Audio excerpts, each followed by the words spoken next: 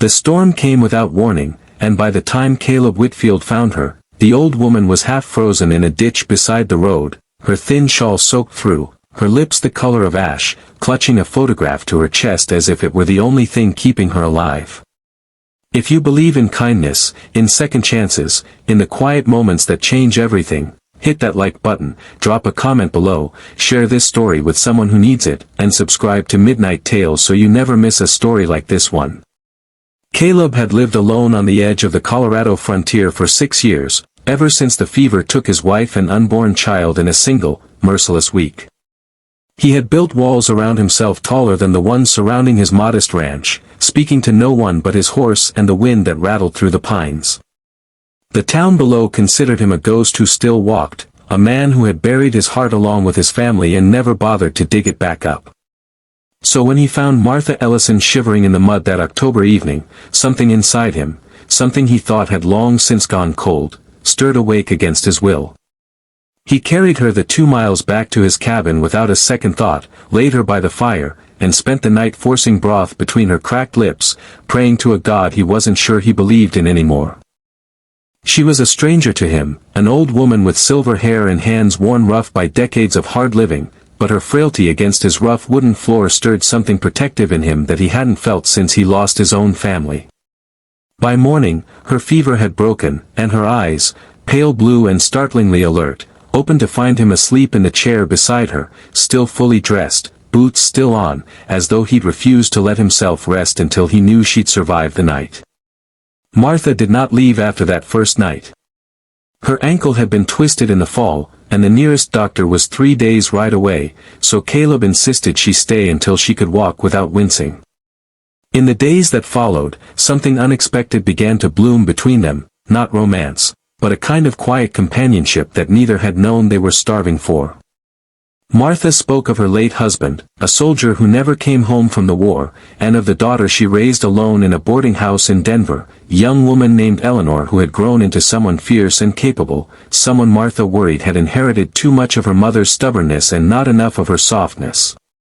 Caleb listened, really listened, in a way he hadn't allowed himself to listen to another living soul in years. And in turn, for the first time since the fever took everything from him, he spoke about his wife, about the nursery he'd built with his own 2 hands that still sat untouched behind a locked door, about the guilt that gnawed at him for surviving when they hadn't. There was a tenderness in the way Martha looked at him after that confession, the tenderness of someone recognizing a fellow traveler on the same lonely road of grief. She told him, in a voice roughened by age and sorrow, that grief was not a debt to be paid through suffering, that the dead did not want their loved ones to wither away in penance. Caleb had heard those words before, from well-meaning neighbors and the town preacher, but coming from a woman who had buried her own husband and clearly still carried the weight of it, they landed differently. They settled into him like seeds in soil that had finally been turned over after years of lying fallow.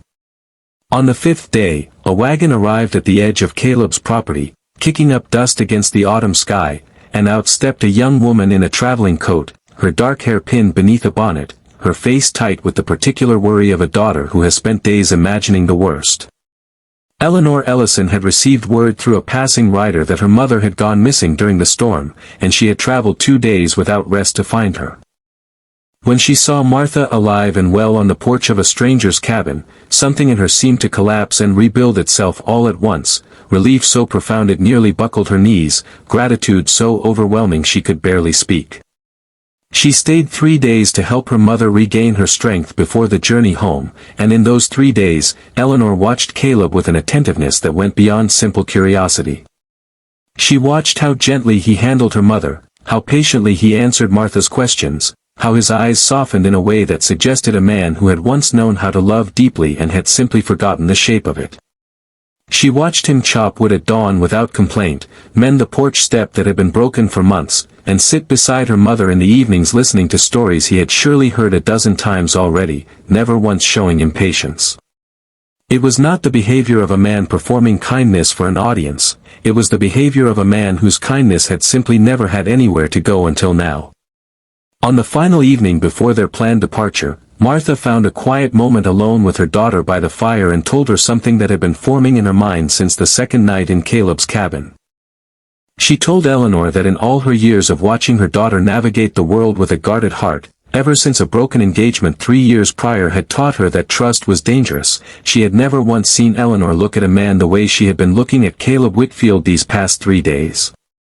Eleanor tried to protest, to insist that gratitude was not the same as affection, but her mother, who had buried a husband and raised a daughter and survived a storm that should have killed her, simply smiled the knowing smile of someone who had lived long enough to recognize the real thing when she saw it.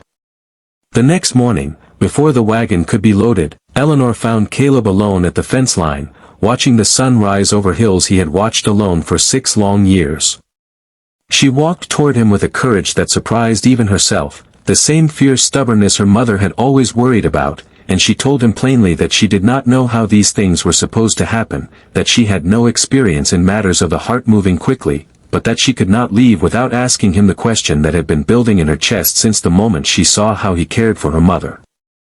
She asked him to marry her, not out of desperation, not out of some fleeting swell of gratitude, but because in 3 short days she had witnessed more genuine goodness in one wounded man than she had witnessed in years of careful, guarded living. Caleb stood silent for a long moment, the wind moving through the pines the way it always did, carrying with it 6 years of loneliness he had assumed would never lift. And then, for the first time since he had buried his family, he felt something crack open inside his chest that was not grief but hope, fragile, terrifying, and entirely welcome. If this story touched something in you, if it reminded you that kindness always finds its way back to those who give it freely, please take a moment to like this video and share it with someone who needs a little hope today. Before we close this chapter, I want you to do one small thing for me. Comment the word kindness below if you believe that the smallest acts of compassion can change the course of an entire life. Caleb said yes. Not with grand declarations or flowery words, but with a simple nod and a hand extended toward hers, the same hand that had carried a dying stranger through a storm and asked for nothing in return. They married before the first snow fell that winter, in the same cabin where Martha had once lain fevered by the fire, surrounded by the mountains that had witnessed both his deepest sorrow and his unexpected redemption. And though the road to that quiet, snow-covered wedding had begun with tragedy, with a storm, a stranger, and a broken heart finally learning how to open again, it proved, in the end, that sometimes the family we lose makes room for the family we are meant to find.